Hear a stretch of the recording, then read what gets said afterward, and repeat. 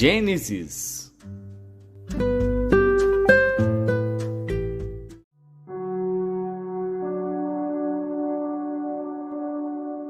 Gênesis, capítulo 37. E Jacó habitou na terra das peregrinações de seu pai, na terra de Canaã. Estas são as gerações de Jacó. Sendo José de 17 anos, apacentava as ovelhas com seus irmãos. Sendo ainda jovem, andava com os filhos de Bila e com os filhos de Zilpa, mulheres de seu pai. E José trazia más notícias deles a seu pai.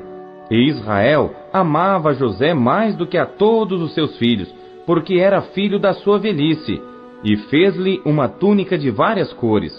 Vendo, pois, seus irmãos que seu pai o amava mais do que a todos eles, odiaram-no, e não podiam falar com ele pacificamente. Teve José um sonho, que contou a seus irmãos, por isso o odiaram ainda mais. E disse-lhes: Ouvi e peço-vos este sonho que tenho sonhado.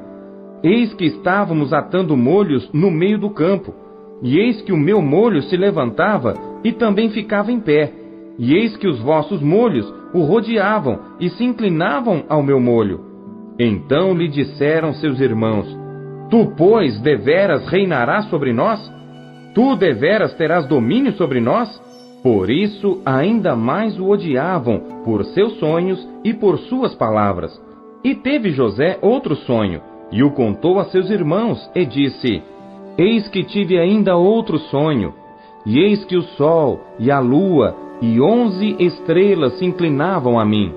E contando-o a seu pai e a seus irmãos, repreendeu o seu pai e disse-lhe: Que sonho é este que tiveste? Porventura, viremos eu e tua mãe e teus irmãos a inclinar-nos perante ti em terra? Seus irmãos, pois, o invejavam. Seu pai, porém, guardava este negócio no seu coração. E seus irmãos foram apacentar o rebanho de seu pai junto de Siquém. Disse, pois, Israel a José: Não apacentam os teus irmãos junto de Siquém? Vem, e enviar-te-ei a eles. E ele respondeu: Eis-me aqui. E ele lhe disse: Ora, vai, vê como estão teus irmãos e como está o rebanho, e traze-me resposta. Assim o enviou do vale de Hebrom e foi a Siquém. E achou-o um homem, porque eis que andava errante pelo campo, e perguntou-lhe o homem, dizendo: Que procuras? E ele disse: Procuro meus irmãos. Dize-me, peço-te, onde eles apacentam. E disse aquele homem: Foram-se daqui, porque ouvi-os dizer: Vamos a Dotã. José, pois, seguiu atrás de seus irmãos e achou-os em Dotã. E viram-no de longe, e antes que chegasse a eles, conspiraram contra ele para o matarem. E disseram um ao outro: Eis, lá vem o sonhador Mor. Vinde, pois, agora, e matemo-lo, e lancemo-lo numa destas covas, e diremos: Uma fera o comeu, e veremos que será dos seus sonhos. E ouvindo-o Ruben, livrou-o das suas mãos, e disse: Não lhe tiremos a vida. Também lhes disse Ruben: Não derrameis sangue, lançai-o nesta cova que está no deserto, e não lanceis mãos nele. Isto disse para livrá-lo das mãos deles, e para torná-lo a seu pai. E aconteceu que, chegando José a seus irmãos, tiraram de José a sua túnica, a túnica de várias cores que trazia. E tomaram-no e lançaram-no na cova. Porém a cova estava vazia, não havia água nela. Depois assentaram-se a comer pão, e levantaram seus olhos e olharam, e eis que uma companhia de ismaelitas vinha de Gileade. E seus camelos traziam especiarias e bálsamo e mirra, e iam levá-los ao Egito. Então Judá disse aos seus irmãos: Que proveito haverá que matemos a nosso irmão e escondamos o seu sangue? Vinde e vendamo-lo a estes ismaelitas, e não seja nossa mão sobre ele, porque ele é nosso irmão, nossa carne. E seus irmãos obedeceram. Passando, pois, os mercadores midianitas, tiraram e alçaram a José da cova, e venderam José por 20 moedas de prata aos ismaelitas, os quais levaram José ao Egito. Voltando, pois, Ruben à cova, eis que José não estava na cova, Então rasgou as suas vestes, e voltou a seus irmãos e disse: O menino não está, e eu, aonde irei? Então tomaram a túnica de José, e mataram um cabrito, e tingiram a túnica no sangue, e enviaram a túnica de várias cores, mandando levá-la a seu pai, e disseram: Temos achado esta túnica. Conhece agora se esta será ou não a túnica de teu filho. E conheceu-a e disse: É a túnica de meu filho. Uma fera o comeu. Certamente José foi despedaçado. Então Jacó rasgou as suas vestes, pôs sacos sobre os seus lombos e lamentou a seu filho muitos dias. E levantaram-se todos os seus filhos e todas as suas filhas para o consolarem. Recusou, porém, ser consolado, e disse: Porquanto com choro hei de descer ao meu filho até a sepultura. Assim o chorou seu pai. E os midianitas venderam-no no Egito a Potifar, oficial de Faraó, capitão da guarda.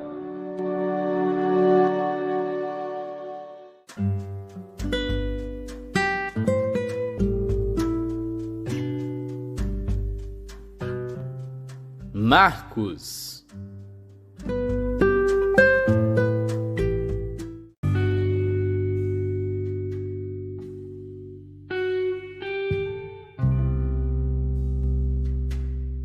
Capítulo 7. E ajuntaram-se a ele os fariseus e alguns dos escribas que tinham vindo de Jerusalém. E vendo que alguns dos seus discípulos comiam pão com as mãos impuras, isto é, por lavar, os repreendiam, porque os fariseus e todos os judeus, conservando a tradição dos antigos, não comem sem lavar as mãos muitas vezes. E quando voltam do mercado, se não se lavarem, não comem. E muitas outras coisas há que receberam para observar, como lavar os copos, e os jarros, e os vasos de metal, e as camas. Depois perguntaram-lhes os fariseus e os escribas: Por que não andam os teus discípulos conforme a tradição dos antigos, mas comem o pão com as mãos por lavar? E ele, respondendo, disse-lhes: Bem profetizou Isaías acerca de vós, hipócritas, como está escrito: Este povo honra-me com os lábios, mas o seu coração está longe de mim. Em vão, porém, me honram, ensinando doutrinas que são mandamentos de homens. Porque deixando o mandamento de Deus, retendes a tradição dos homens, como o lavar dos jarros e dos copos, e fazeis muitas outras coisas semelhantes a estas. E dizia-lhes: Bem invalidais o mandamento de Deus, para guardardes a vossa tradição. Porque Moisés disse: Honra teu pai e a tua mãe, e quem maldisser, ou o pai ou a mãe, certamente morrerá. Vós, porém, dizeis: Se um homem disser ao pai ou à mãe: Aquilo que poderias aproveitar de mim é corbã, isto é, oferta ao Senhor, nada mais lhe deixais fazer por seu pai ou por sua mãe, invalidando assim a palavra de Deus pela vossa tradição, que vós ordenastes. E muitas coisas fazeis semelhantes a estas. E chamando outra vez a multidão, disse-lhes: Ouvi-me vós todos e compreendei. Nada há fora do homem que, entrando nele, o possa contaminar. Mas o que sai dele, isso é que contamina o homem. Se alguém tem ouvidos para ouvir, ouça. Depois, quando deixou a multidão e entrou em casa, os seus discípulos o interrogavam acerca desta parábola. E ele disse-lhes: Assim também vós estáis sem entendimento? Não compreendeis que tudo que de fora entra no homem não o pode contaminar, porque não entra no seu coração, mas no ventre, e é lançado fora, ficando puras todas as comidas? E dizia: O que sai do homem, isso contamina o homem. Porque do interior do coração dos homens saem os maus pensamentos, os adultérios, as prostituições, os homicídios, os furtos, a avareza, as maldades, o engano, a dissolução, a inveja, a blasfêmia, a soberba, a loucura. Todos estes males procedem de dentro e contaminam o homem. E levantando-se dali, foi para os termos de Tiro e de Sidom.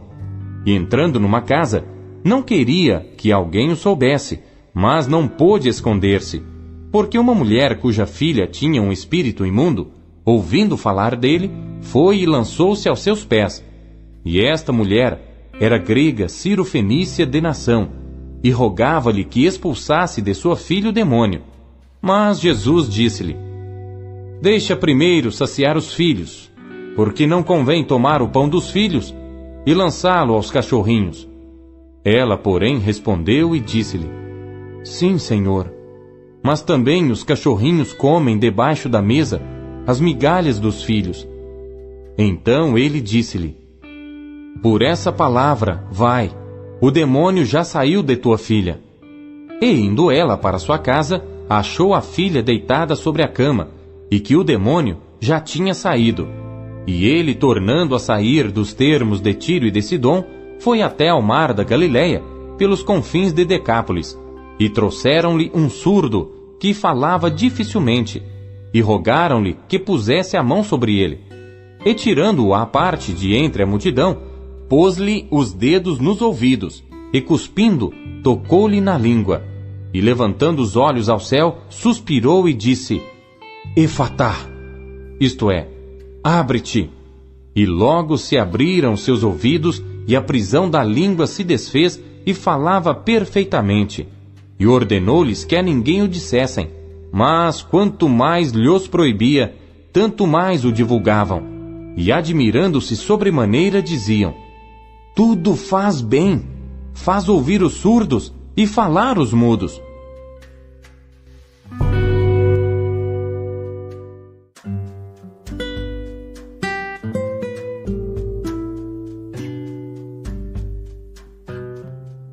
Jó.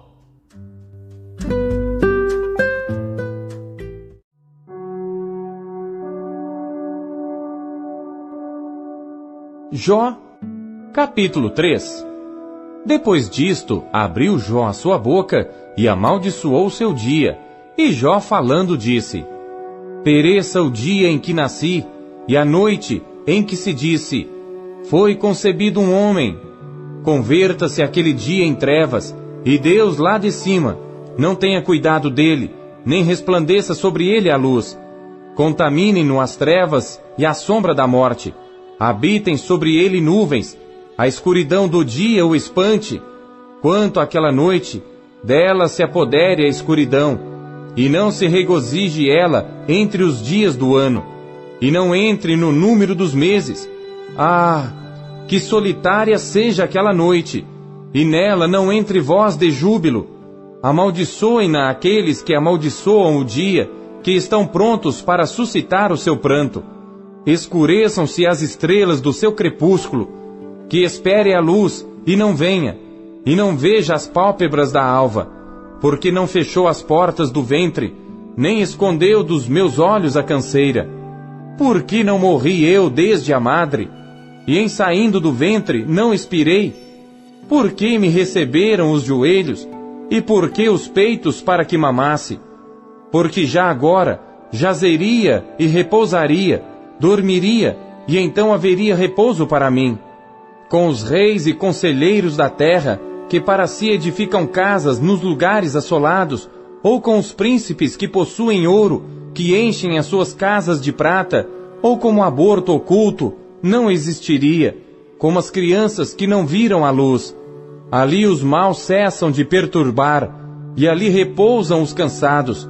Ali os presos juntamente repousam, e não ouvem a voz do exator. Ali está o pequeno e o grande, e o servo livre de seu senhor.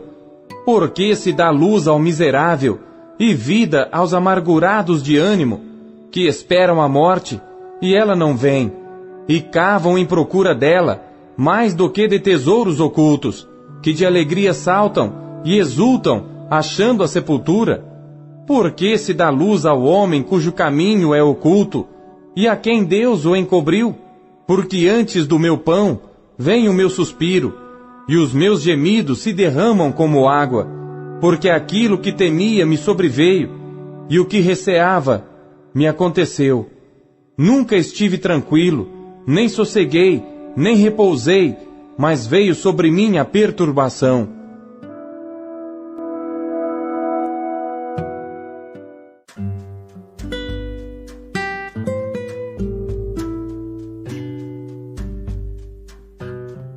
Romanos.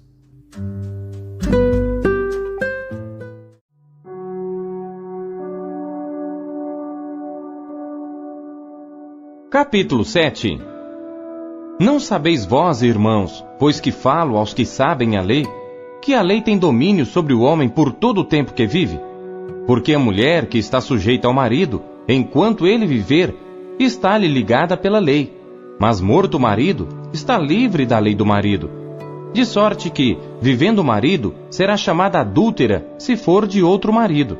Mas morto o marido, livre está da lei, e assim não será adúltera se for de outro marido.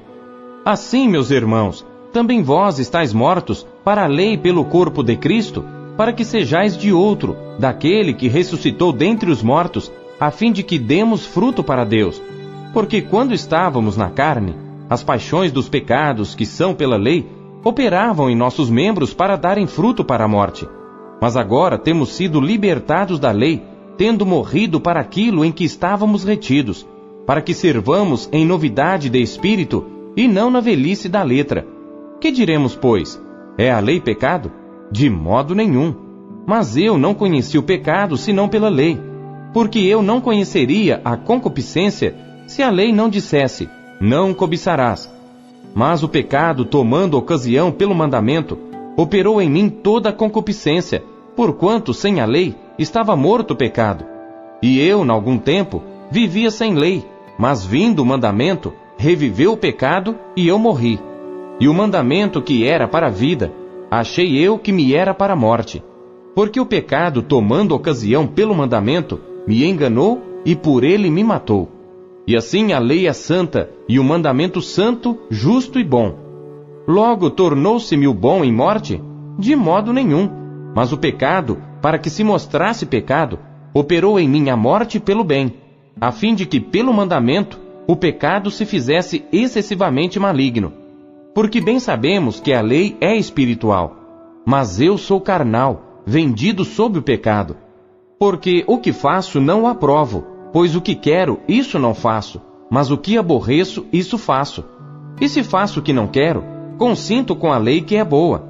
De maneira que agora já não sou eu que faço isto, mas o pecado que habita em mim. Porque eu sei que em mim, isto é, na minha carne, não habita bem algum. E com efeito o querer está em mim, mas não consigo realizar o bem. Porque não faço o bem que quero, mas o mal que não quero, esse faço. Ora, se eu faço o que não quero, já o não faço eu, mas o pecado que habita em mim. Acho então esta lei em mim, que quando quero fazer o bem, o mal está comigo. Porque segundo o homem interior, tenho prazer na lei de Deus. Mas vejo nos meus membros outra lei, que batalha contra a lei do meu entendimento, e me prende debaixo da lei do pecado que está nos meus membros. Miserável homem que eu sou!